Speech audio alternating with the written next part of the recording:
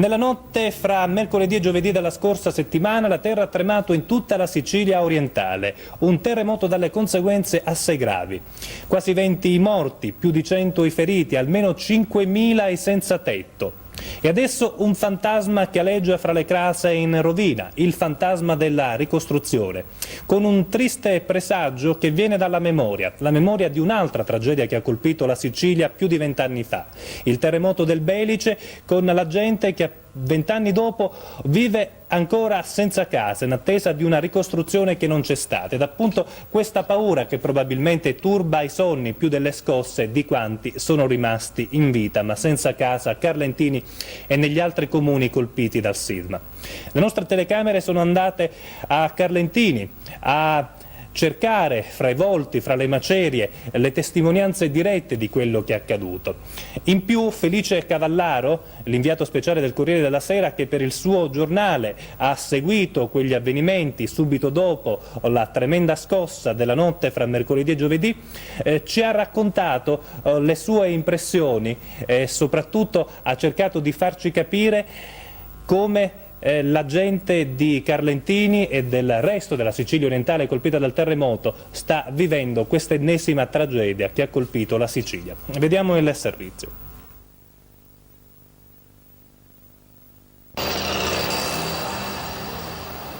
Un ventaccio che sembrava un ciclone e un boato simile a un tuono hanno annunciato il primo terribile sussulto del terremoto che all'1:24 di mercoledì 12 dicembre fra Messina e Siracusa ha gettato giù dal letto 2 milioni di siciliani impauriti, mentre in un paesino arroccato sulla cima di una collina che sovrasta la Val di Noto, a Carlentini, un intero quartiere si sbriciolava come un castello di sabbia su una spiaggia. Si sbriciolavano le case costruite male, mattone su mattone, tanti sacrifici e poco cemento.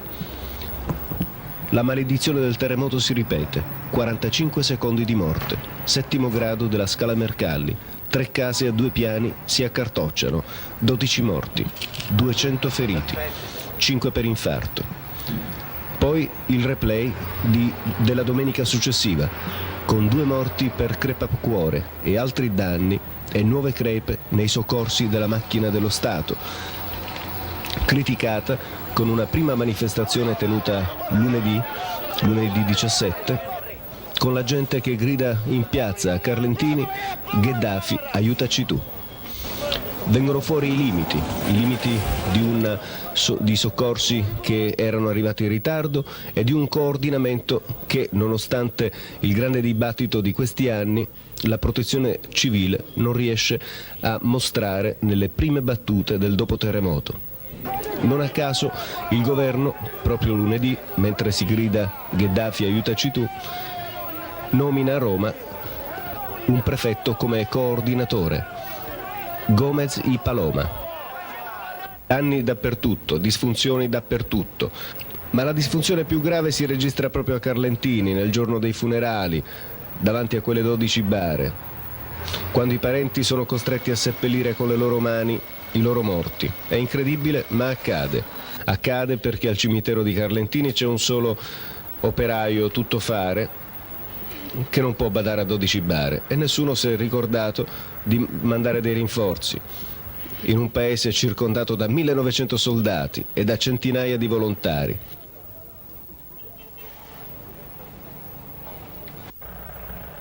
A Carlentini, nel giorno di Santa Lucia, la protettrice di Siracusa si è scatenato l'inferno, lo stesso annunciato dagli scienziati, studiato in 100 convegni, atteso da chi si impegna in esercitazioni continue perché si dà per scontato che prima del 2000 tutto intorno all'Etna sarà peggio di San Francisco. Quanti convegni, quante raccomandazioni, quanti progetti per il recupero delle vecchie costruzioni tirate su senza criteri antisismici, parole al vento, fiumi di inchiostro, miliardi perduti, perché la drammatica realtà sta negli edifici a 3 piani di via De Amicis, che sembrano libri aperti, con quei solai adagiati per tutta la loro ampiezza sotto i tetti, tutto ridotto in larghi sandwich alti 2 metri e imbottiti di morte, di dolore, di paura, per quel che verrà con il rituale delle tende, delle roulotte, dei containers, come si legge sulle facce della gente, che guarda le case ancora in piedi, ma ferite e graffiate dal sisma. Qui l'inferno si è portato via la tenera esistenza della piccola Veronica, dei suoi genitori, di molte altre persone fra cugini, nonni e vicini di casa, mentre 2 ore dopo, scavando al buio sotto la pioggia, i primi vigili del fuoco, con l'aiuto degli agenti di polizia e di tanti volontari, sono riusciti a tirare fuori dalle macerie, dal fango, il fratellino di 5 anni, Rosario, un bimbo esile, gelido, inzuppato, terrorizzato, con quei suoi occhietti spalancati che chiedevano perché, sussurrando con un filo di voce: «Stavo sognando una strega». Sì, stava sognando una strega mentre accadeva il finimondo, mentre il terremoto si portava via il padre, la madre e la piccola sorellina di 1 anno e 6 mesi. Per lui è arrivata anche una fata, non solo la strega. Poi è arrivato il destino, che ha bloccato una trave sul comodino, salvando la sua testolina, rimasta incastrata per un tempo infinito mentre tutto crollava. E adesso è un po' la mascotte di questo terremoto, Rosario, un bambino verso il quale si è scatenata una corsa alla solidarietà, con tanta gente che chiede di adottarlo, che invia aiuti. Adesso si pone il problema degli aiuti, di cosa fare per questi paesi. I deputati eletti in Sicilia si mobilitano in questi giorni per chiedere un emendamento alla finanziaria. Si parla dei primi 100 miliardi da stanziare per questo terremoto, ma naturalmente si accendono anche tanti appetiti. Sono tutti terremotati? Proprio tutti? Se lo chiede lo stesso commissario straordinario insediato dalla regione al comune di Carlentini, un comune disastrato anche politicamente, visto che tutto il consiglio comunale è fuori gioco per un ricorso elettorale. Sono tutti terremotati? È una domanda che bisogna porsi, anche perché le esperienze dell'Irpinia, del Belice, indicano che è necessario seguire dei criteri obiettivi. Forse proprio per questo il ministro della Protezione Civile ha nominato un prefetto come coordinatore degli interventi. Vedremo.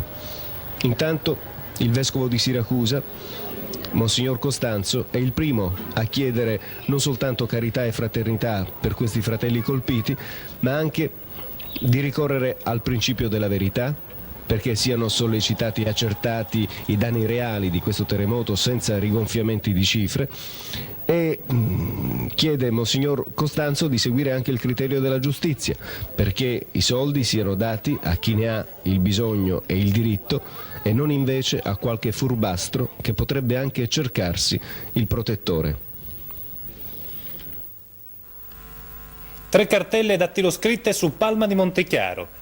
Le impressioni di un inviato speciale nella città dei fratelli Ribisi, nella città in mano alla mafia. Attilio Bolzoni, inviato speciale del quotidiano La Repubblica, ci racconta le sue impressioni, quello che ha provato la prima volta che ha messo piede a Palma di Montechiaro.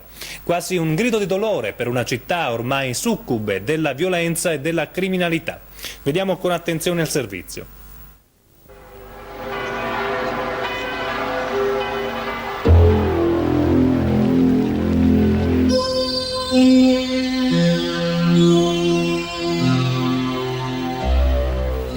Palma di Montechiaro.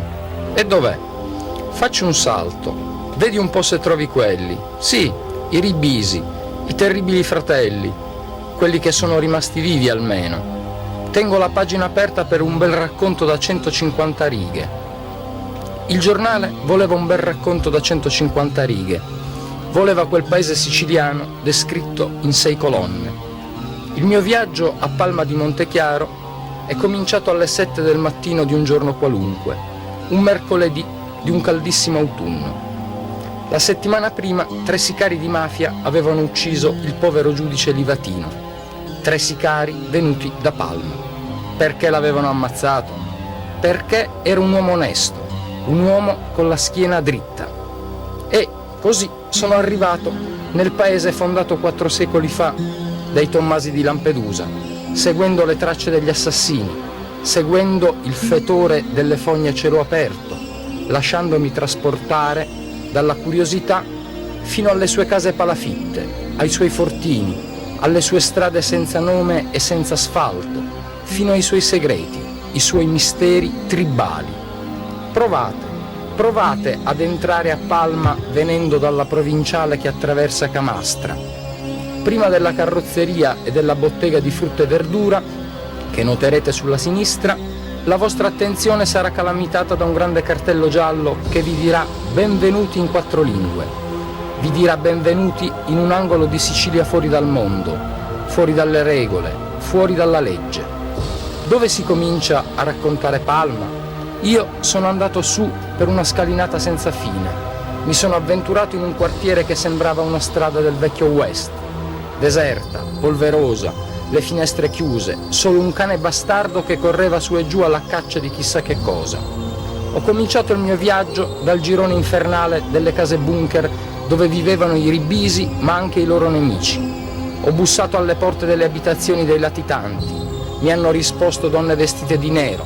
Mi hanno cacciato dal quartiere Far West le mogli e le madri disperate per la vita, la malavita dei loro uomini. Sono andato in giro per Palma con la voglia di vedere e il taccuino aperto. Alle 10 del mattino si è alzata una paletta rossa, un posto di blocco dei carabinieri. Il loro comandante era un ragazzino di 26 anni, Arturo Trementini, un bel viso incorniciato dai riccioli biondi, 2 occhi tristi. Il brigadiere Trementini era l'esperto, l'unico esperto delle cose di mafia di Palma. Era perché adesso non c'è più, è stato trasferito in un altro paesino siciliano. Il brigadiere mi ha accompagnato in lungo e in largo, mi ha ricordato i lutti di Palma, mi ha ricostruito la tremenda faida regolata a colpi di lupara. 41 morti ammazzati, 41 omicidi a carico di ignoti. Un uomo caduto ad ogni angolo di strada, un agguato su ogni piazza. Benvenuti a Palma di Montechiaro, benvenuti in 4 lingue. La storia nera del paese l'avevo già memorizzata nei miei appunti. Era il caso ora di fare un salto in comune, incontrare il sindaco, ascoltare ciò che avevano da dire gli uomini politici di questo paese, sentire le loro ragioni, tentare di catturarne gli umori. L'incontro con il sindaco, allora era Paolo Scarnà, non è stato un granché. Lui era tesissimo, uno di quei 3 sicari ricercati per l'uccisione del giudice Livatino era suo nipote. Gli ho chiesto di Palma, del suo paese, del perché di tanto inferno. Mi ha dato risposte vaghe, spiegazioni incerte, mi ha fatto ricostruzioni improbabili. E quando gli ho domandato perché mai facessi il sindaco di un paese così, Scarnà ha allargato le braccia, ha chiuso gli occhi e mi ha risposto: qualcuno lo deve pur fare, o no? Non ho avuto miglior fortuna con un suo assessore, tale Bonfanti. La mia domanda non era difficile né insidiosa. Volevo solo sapere il nome della strada principale di Palma di Montechiaro, quella che passa proprio sotto il palazzo comunale. Bonfanti mi ha risposto che non lo sapeva, che qualche mese fa si chiamava in un modo, che un anno fa si chiamava in un altro modo, che c'è un assessore alla viabilità che si diverte a cambiare i nomi delle strade, che lui non ci capisce più niente. Più tardi, sempre in municipio, ho saputo che nessuno sa esattamente quanti sono gli abitanti di Palma di Montechiaro. Io so perfettamente invece quanti sono i vigili urbani del paese. Sono 21. Li ho incontrati ad ogni bivio, ad ogni incrocio, lungo tutte le strade. Credo che sia l'unico servizio efficiente offerto dall'amministrazione. È vero? Ho chiesto al segretario comunale Nazareno Romano. Non lo so, proprio non lo so, mi ha risposto candidamente il funzionario. Io passo tutte le mie giornate a scrivere, a inviare lettere ai magistrati, alla Corte dei Conti, agli uffici dell'Alto Commissariato Antimafia, a tutti quelli che, per una ragione o per l'altra, sono entrati nel municipio di Palma per sequestrare un atto, una delibera, un contratto di appalto. L'archivio del comune è stato saccheggiato dagli organi dello Stato. A Palma tutto è sospetto, tutto è sotto accusa, molto odora di mafia. Dal municipio ad una delle piccole banche del paese ci saranno 400-500 metri. Li ho percorsi a piedi per guardare in faccia gli uomini e le donne di questo paese, per incrociare i loro sguardi, per sentire le loro vibrazioni. Alla fine sono entrato nell'agenzia di una cassa rurale per cercare l'ex sindaco Cammalleri, quello conosciuto come l'uomo senza braccio. Lo volevo intervistare, lui non si è fatto trovare. Una sua nipote mi ha pregato di lasciarlo in pace perché, poveretto, ha già tanti guai. Dopo un giorno intero a spasso per il paese avevo il taccuino pieno ma anche un groppo in gola. Certo, le 150 righe per il giornale c'erano tutte, ma il mio problema alla fine ho capito che non era quello. Seduto su una panchina di pietra della piazza vedevo i ragazzini giocare. Poi alle 7 della sera la piazza si è svuotata, i negozi chiudevano, le strade deserte, un innaturale coprifuoco che scendeva su Palma, paese siciliano di un imprecisato numero di abitanti e di un precisissimo numero di morti ammazzati. Tornerò ancora a Palma e, già da ora, voglio immaginarla così, con le strade asfaltate, le case con i giardinetti intorno, l'acqua che scorre ogni giorno dai rubinetti, con l'assessore Bonfanti che ricorda il nome delle vie del suo paese, con il sindaco che mi racconta quanti asili e quante case popolari hanno costruito negli ultimi mesi. Voglio immaginarla senza capi e capetti dei clan, senza imprenditori di rispetto, senza ragazzotti svelti di mano e di pistola, senza quell'odore di morte e di distruzione che si respira oggi, odore che ti si appiccica sulla pelle, che ti fa venire voglia di fuggire via.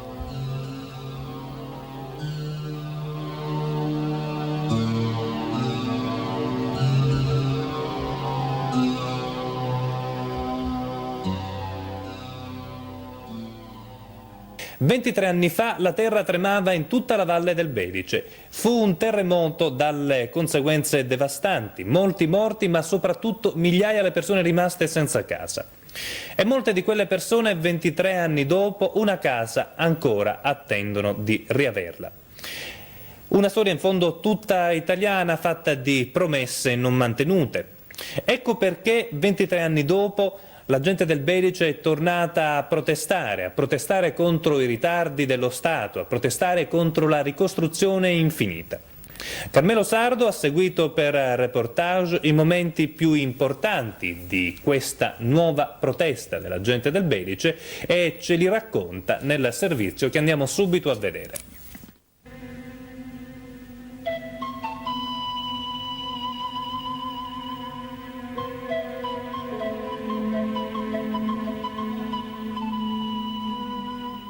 Avevo 23 anni che siamo nella baracca. Di dov'è lei? Di dov'è? Santa Margherita Belice. Vive nella baracca? Ah, nella baracca, 23 anni. E come si vive nelle baracche? Come si vive? Che moremmo di freddo.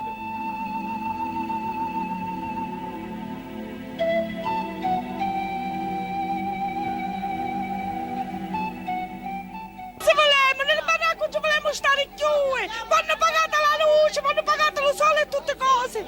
Lei ha figli, signora, si calmi, lei ha figli? Sì, 3 figli hai, una di 25 anni, un altro di 23 anni e un altro di 20 anni. E non vanno fare niente, sempre veniamo a gridare alla comune e ne ributtano come le cani.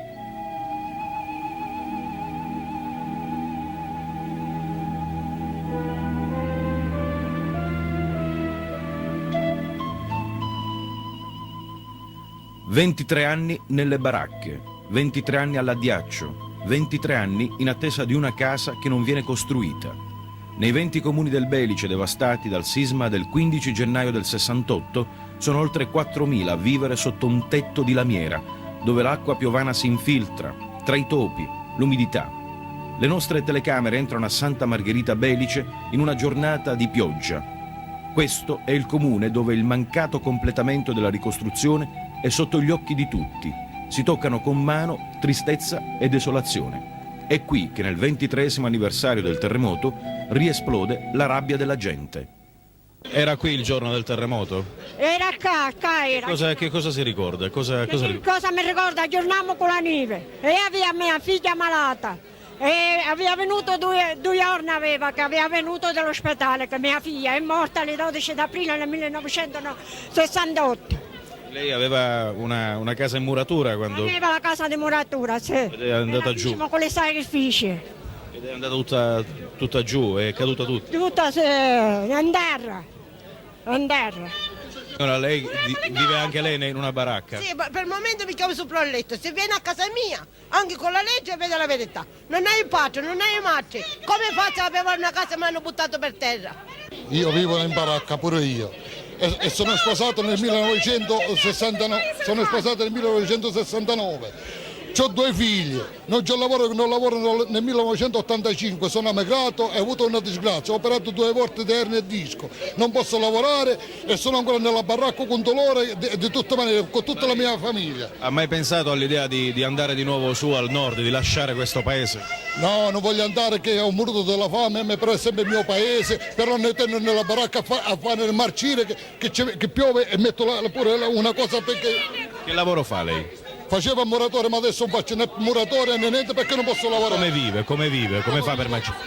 Per via dell'elemosina pure della mia famiglia quando mi dà qualche cosa. Che non posso vivere perché non posso lavorare e sono riconoscente di meno di nessuno. 4 mesi fa abbiamo fatto una manifestazione, io con tanti compagni. Francesco Sciara, i miei figli, tutti a dormire qui davanti al comune. Non è stato nessuno a venire qua a farci compagnia. Abbiamo fatto lo sciopero della fame e ci hanno presi per pazzi. Nelle baracche ne si può stare per dormire perché i topi. A elezioni siamo tutti amici. Signora, ma avete pensato alla possibilità di andare a Roma, riunirvi tutti assieme, andare a Roma a protestare? Andarci pure con i miei figli, prende i miei figli e ce ne andiamo. I bambini non possono più dormire in baracca. Sembriamo in ospedale. Abbiamo il sorci, abbiamo tutte cose, pigliamo fuoco sto sole, suici che lavamo, pigliamo nei chiovi d'India, tutti i banni. Che cos'è questa cosa? Che si popolano non è toccante, che cos'è questa cosa? 23 anni. Lei lavora, signora, lei lavora? Io non lavoro, ma lavora mio marito. E il caso popolare non attocca, dice, perché dice facciamo domande che cos'è?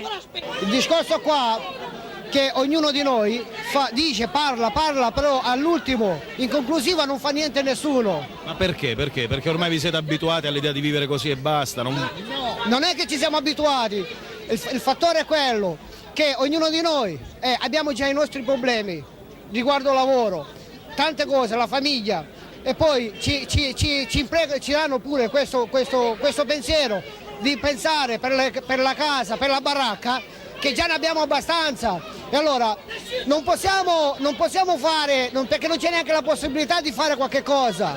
Ecco, devono essere loro qui, la comune, di fare questo, non che ci lasciano nelle baracche, è tempo d'estate. Avete pensato di scrivere al Capo dello Stato, al Cossiga? Noi ne scriviamo i sindacati, ci sono i sindacati che si trovano anche pure al comune. Io dico questo, che io ho 23 anni che sono nella baracca.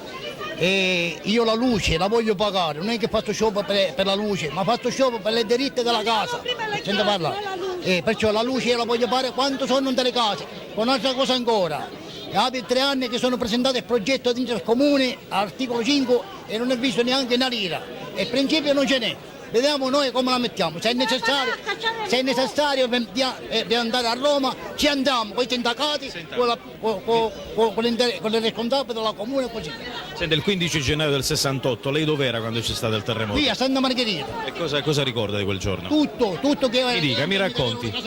Come? Mi ricordo tutto che mi cadeva la casa d'ingordo per me. È ancora buono che restiamo vivi.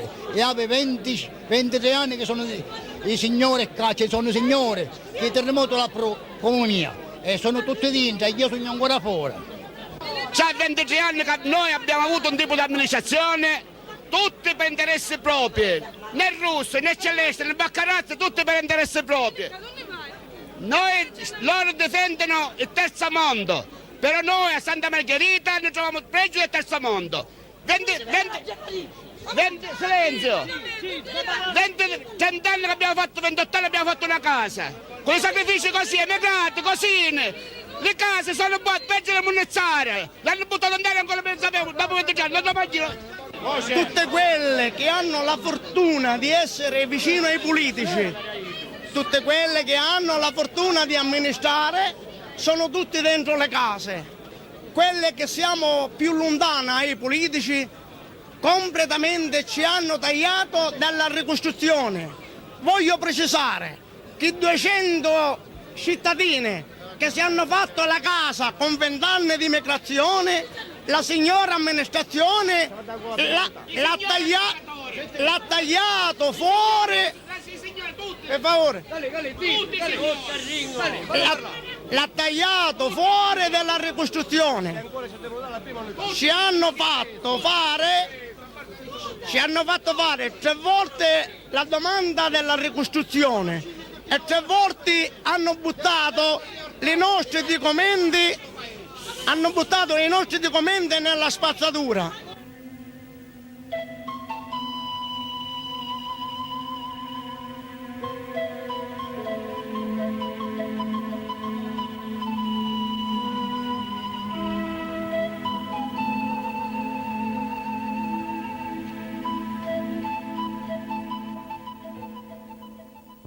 Sono passati 23 anni, la gente continua a vivere nelle baracche. Siamo venuti a trovare una signora che vive proprio da 23 anni qui, in questo posto, in questa baracca che è una delle più sinistrate di Santa Margherita Belice. Vi facciamo vedere come vive all'interno.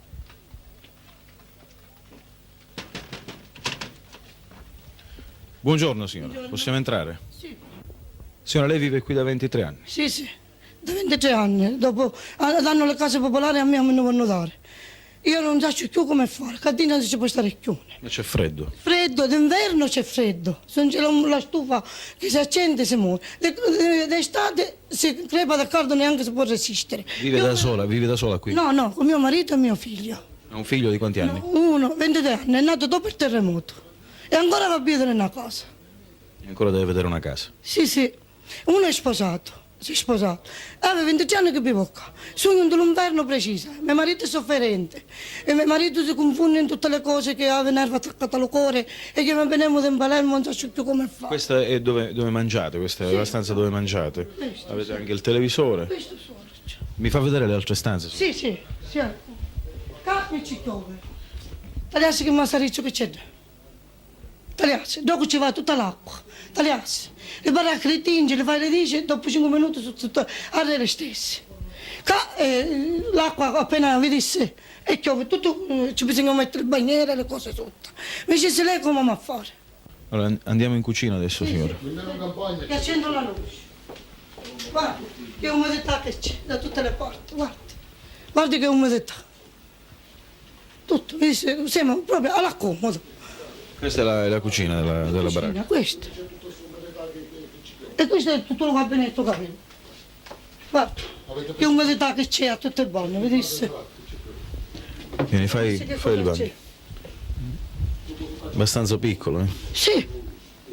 Ogni volta che devo fare il bagno bisogna prendere la vasca. 23 anni che vive. 23 anni che vivo in questa baracca. Prima dove viveva, signora? Alle case popolari dove sono, ora ce le faccio vedere dopo. Aveva una casa in muratura, quante stanze c'erano? C'è stanze, gabinetto, corridoio e cucina.